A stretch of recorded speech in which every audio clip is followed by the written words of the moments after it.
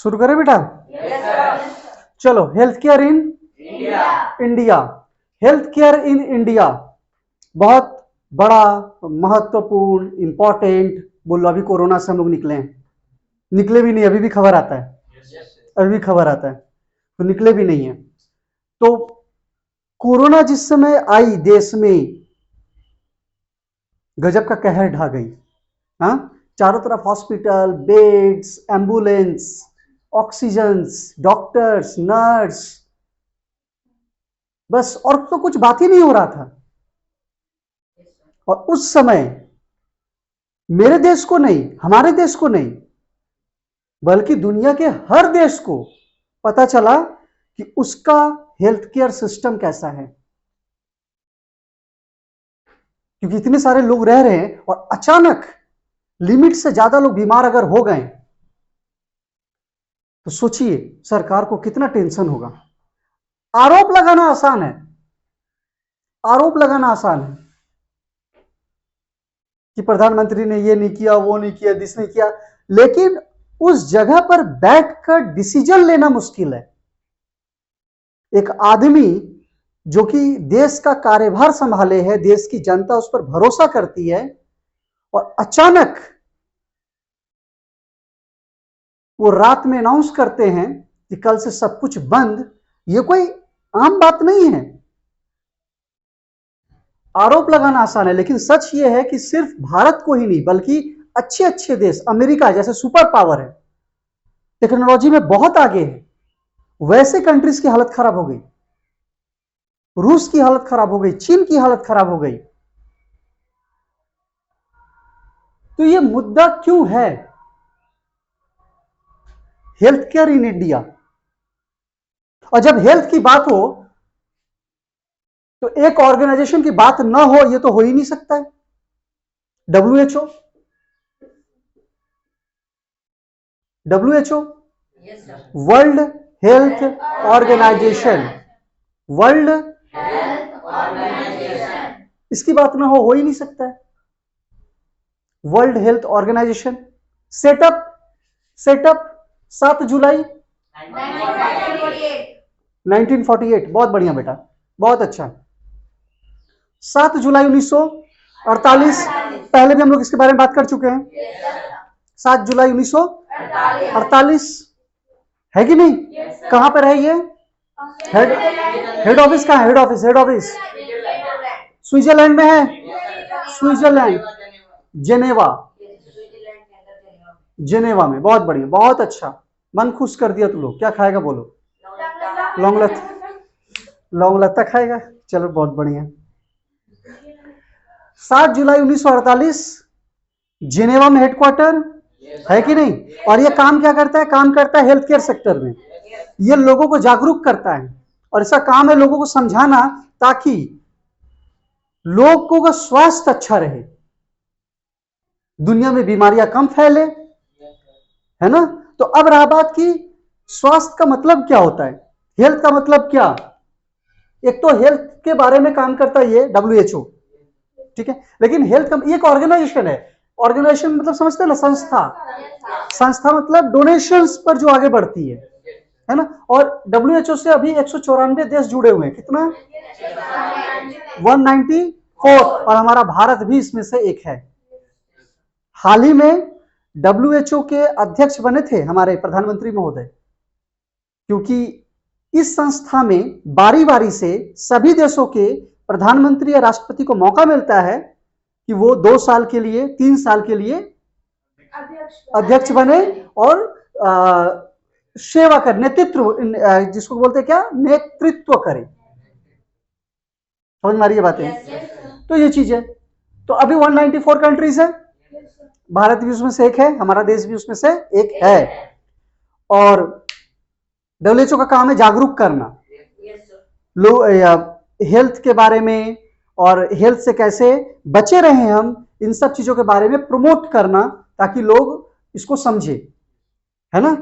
तो कोरोना जब आई थी तो WHO पर एक बहुत बड़ी जिम्मेवारी आ गई थी। उन्होंने रिसर्च करके ये सब रूल्स रेगुलेशंस निकाला कि ये सब होनी चाहिए।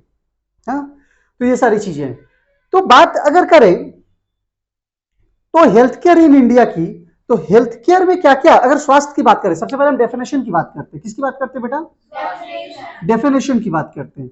एक तो ये पार्ट हो गया, WHO वाला पार्ट हो गया नॉलेज के तौर पे। अब आते हैं डेफिनेशन पे।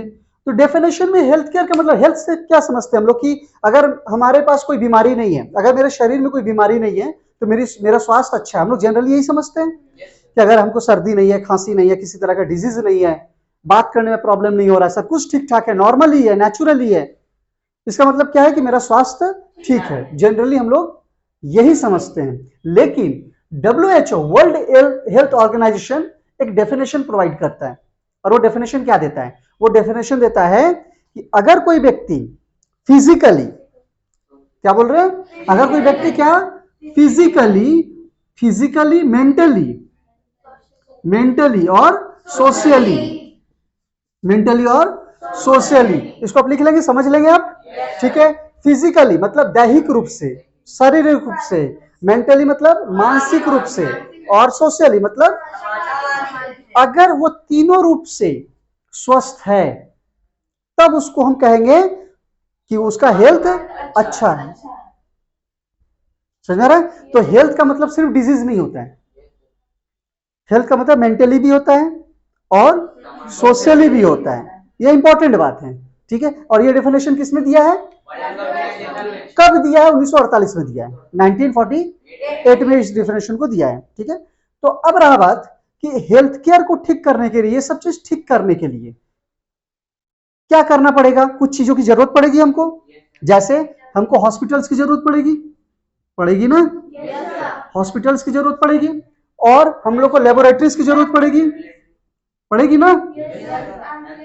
एम्बुलेंस की जरूरत पड़ेगी, और बोलो हेल्थ सेंटर की जरूरत पड़ेगी। हॉस्पिटल्स हो गए, वही हेल्थ सेंटर हो गया। और कुछ है? तो हॉस्पिटल्स में किस किस की जरूरत पड़ेगी? सिर्फ हॉस्पिटल्स खड़ा कर देंगे तो ही चलेगा? डॉक्टर्स, डॉक्टर्स और नर्स के बारे में एक बात बता देते हैं हम आपको। नर्स के बारे में, 100 नर्स एक डॉक्टर के बराबर, एक नर्स 100 डॉक्टर के बराबर है। एक नर्स 100 डॉक्टर के बराबर होता है, ध्यान रखिएगा इस बात को। डॉक्टर इंपॉर्टेंट नहीं हेल्थ केयर में, इंपॉर्टेंट है नर्स। नर्स नहीं हो ना तो health care system zero system हो जाएगा। एक हॉस्पिटल में एक डॉक्टर रहे मैनेज हो सकता है, लेकिन एक हॉस्पिटल में एक नर्स रहे मैनेज नहीं हो पाएगा। ये बहुत इंपॉर्टेंट बात है। तो हॉस्पिटल में किसकी जरूरत है? और नर्स की, और बहुत सारे स्टाफ्स की जरूरत है।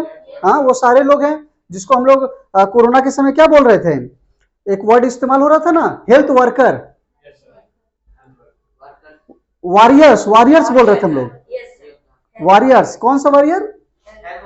हेल्थ वॉरियर, ऐसा ही कुछ था, ऐसा ही कुछ हम लोग वर्ड इस्तेमाल कर रहे थे, हाँ, वॉरियर बोल करके, जिनको बहुत ज्यादा सम्मान मिल रहा था, मिलना चाहिए, हमेशा मिलना चाहिए बेटा, हमेशा। कुछ लोग तो होते हैं जो जिनका काम ही, वो लोग बहुत तन मन से काम करते हैं, बहुत रिस्पेक्टफुल लोग होते हैं वो लोग। तो डॉक्टर्स हो गए, नर्स हो गए, और भी बहुत सारे। लेबोरेटरी में क्या काम होता है? टेस्टिंग होता है। लेबोरेटरी में क्या होता है? और उसके लिए भी हमको क्या चाहिए? एक स्टाफ चाहिए, है ना, जिसको बोलते हैं स्पेशलिस्ट। क्या चाहिए? अब मान ले, डॉक्टर क्वालिफाइड क्यों होने चाहिए? यहां पर एक वर्ड इस्तेमाल करेंगे, क्वालिफाइड डॉक्टर। डॉक्टर क्वालिफाइड क्यों होने चाहिए? अगर मान ले ये हाथ कट गया, अब इस हाथ में क्या करना है? टांका लगाना है। 3 आदमी है टांका लगाने वाला भारत में, 3, एक मोची खट खट खट खट खट खट, एक दर्जी पैर में लगाया चला दिया, और एक डॉक्टर। तीनों में से किससे लगवाइएगा? क्यों? एक्सपर्ट है वो उसमें एक्सपर्ट है। अब जूता चप्पल लेके जाके डॉक्टर के पास तो नहीं जाएगा ना? जाओगे? कपड़ा लेकर के जूता की दुकान में जाओगे? क्यों? क्योंकि बात यहां पे एक्सपर्ट की है, एक्सपर्ट। तो उसी तरह से यहाँ पर एक्सपर्ट लोग हैं, डॉक्टर हो गए, नर्स हो गए, टेस्ट करने के लिए जो लोग बैठेंगे एक्सपर्ट लोग हैं। एम्बुलेंस किस लिए होता है?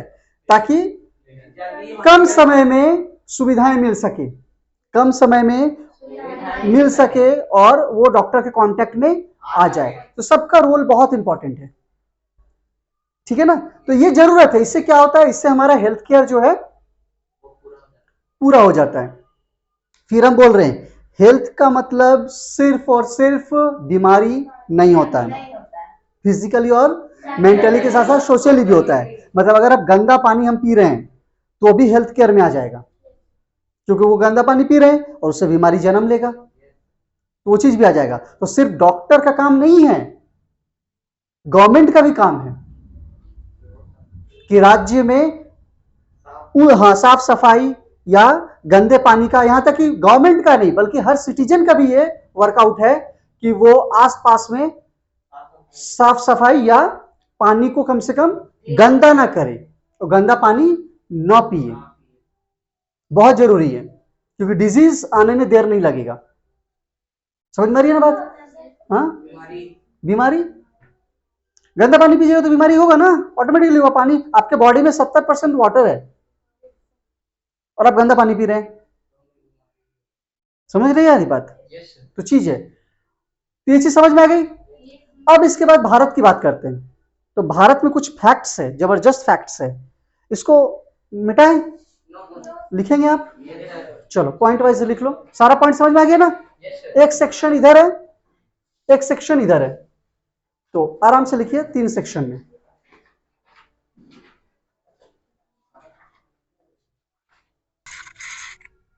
चलो ठीक है।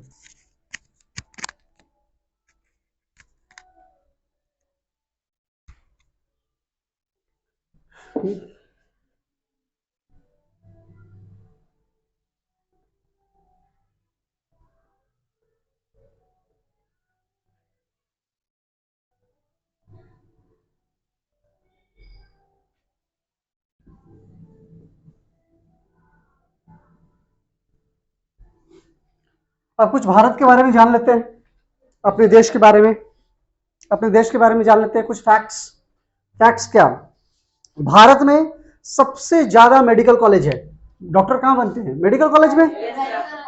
इंजीनियर कहां बनते हैं? इंजीनियरिंग कॉलेज में, है कि नहीं? तो भारत में अगर बात करें तो हमारे देश में सबसे ज्यादा मेडिकल कॉलेज है, और जाहिर है कि अगर सबसे ज्यादा मेडिकल कॉलेज है तो सबसे ज्यादा डॉक्टर भी बनेंगे, क्योंकि सबसे ज्यादा स्टूडेंट्स रहेगा। हाँ, तो फैक्ट के अनुसार एनसीईआरटी देख लीजिएगा, 15,000 डॉक्टर हर साल, 15,000 डॉक्टर हर साल, every year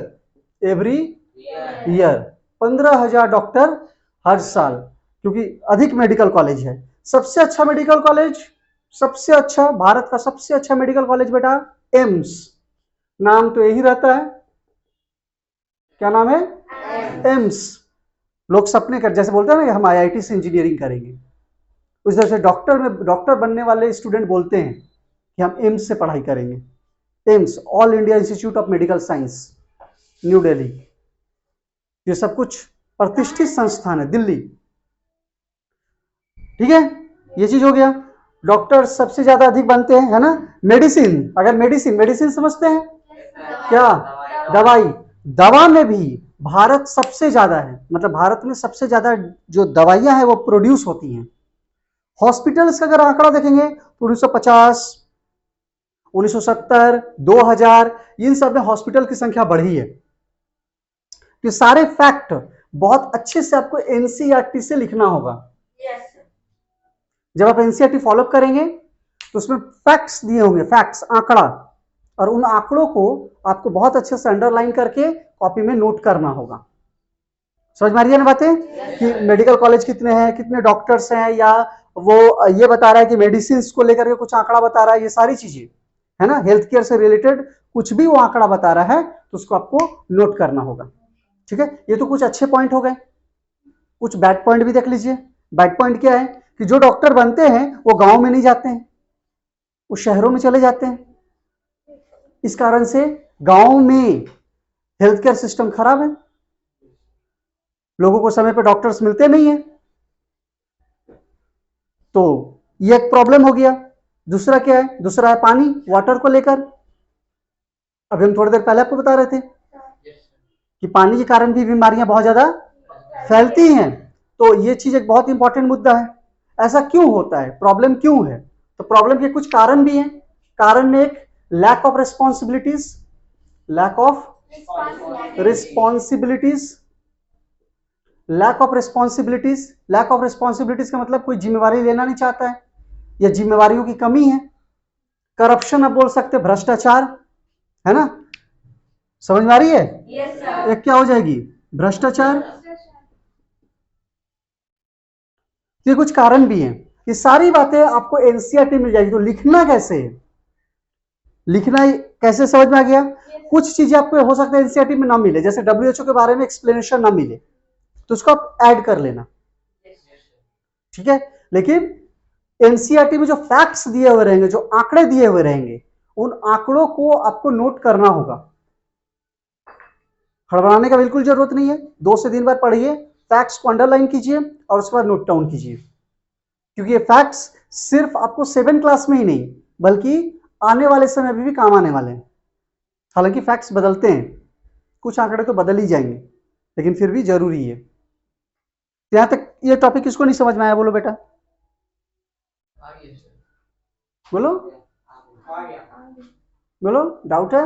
no sir, doubt है? no sir, नहीं है? समझ में आ गया? चलो इसको नोट कर लो।